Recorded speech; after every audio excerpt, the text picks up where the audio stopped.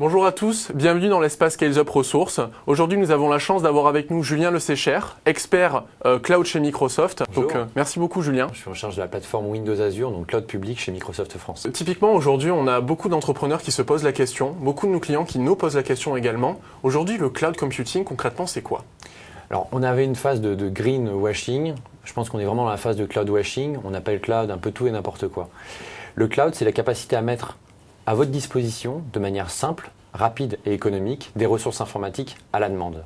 Vous allez demander soit des logiciels pour les utilisateurs finaux, soit des machines virtuelles, donc de l'infrastructure pour les professionnels de l'IT, ou alors une plateforme de développement pour vos développeurs, de manière à créer vos propres logiciels.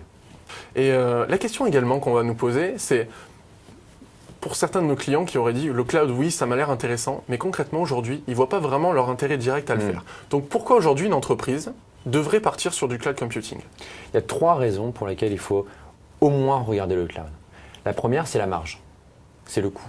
Puisqu'en fait, on va payer à l'usage, c'est-à-dire qu'on va engager uniquement de l'argent pour ce qu'on consomme, de la même manière que pour de l'électricité ou de l'eau. Ce qui fait qu'on n'a pas d'investissement à la base, on a essentiellement un système paiement à l'usage et donc en charge. Donc la marge est le point numéro 1. Le point numéro 2, c'est l'agilité. Vous allez pouvoir disposer de ressources illimitées, ou du moins virtuellement limitées, que ce soit du stockage, que ce soit de l'exécution de serveurs, que ce soit de la bande passante, pour pouvoir mener à bien vos projets informatiques. Et enfin, le 3e point, ça va être la transformation réelle de votre activité pour l'innovation. En effet, grâce au cloud, vous allez bénéficier des infrastructures, notamment les data centers, les centres de données de Microsoft, pour mener à bien vos projets à l'étranger, pour mener à bien vos projets ambitieux pour votre société. La marge, l'agilité et l'innovation pour transformer votre société sont les 3 raisons pour lesquelles il faut s'intéresser au cloud et je pense l'adopter. Mais du coup, tu me parlais du fait qu'on supprimait l'investissement initial sur notre infrastructure. Mais typiquement, ça c'est un scénario juste parfait pour une startup qui se lance et qui n'a pas forcément énormément d'argent au début à mettre dans son infrastructure, qui voudrait que son infrastructure croît au fur et à mesure que son activité va croître également. Tu connaîtrais d'autres scénarios que tu pourrais nous exposer justement? C'est un point clé, je reviens juste dessus, c'est vrai que le focus sur son activité. C'est-à-dire que quand on patch un OS, quand on déploie un OS, quand on sécurise ses machines, etc., ou qu'on achète des serveurs tout simplement, on ne contribue pas au business de l'activité. L'activité est de vendre et de louer un service, c'est de satisfaire le client, mais ce n'est pas de s'occuper de son OS, s'occuper de sa base de données, et ainsi de suite. Donc c'est vrai que le cloud permet de vraiment se focaliser sur ce qui est le plus important, à savoir son activité.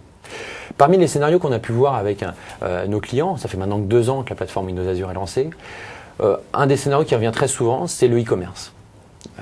Tout simplement parce que le e-commerce va connaître des pics de charge, les soldes, une promotion, les périodes de Noël. Et pour répondre à ces pics de charge, soit c'était la course au serveur, et donc mobiliser les ressources de manière extrêmement intense pendant très peu de temps, et donc de l'investissement, des ressources humaines.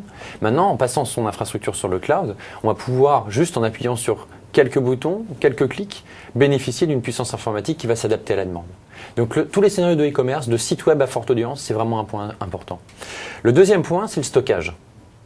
Lorsqu'on veut stocker des données, on va dire dans un fort volume, que ce soit des photos, des vidéos, de l'audio, des images, il faut penser au cloud, car le stockage dans le cloud coûte extrêmement peu cher et est totalement élastique. Donc si vous passez de 1 giga de stockage à 1 Tera de stockage, puis à 10 Tera, puis à 1 Tera, puis à 1 giga, vous allez vraiment pouvoir payer en fonction de votre usage du stockage et non pas avoir acheté des disques durs, des baies de stockage, des SAN, des NAS et ainsi de suite et faire des économies ainsi considérables. Merci beaucoup Julien. Et du coup maintenant la prochaine étape pour ceux qui voudraient se lancer, c'est quoi? Très simplement, une adresse windowsazure.fr. Là-bas on trouvera plein de ressources et surtout la possibilité de tester la plateforme pendant 90 jours gratuitement. Merci beaucoup Julien. Merci. Merci d'avoir été avec nous. Merci à tous et je vous donne rendez-vous très vite dans Scales Up Ressources pour d'autres interviews.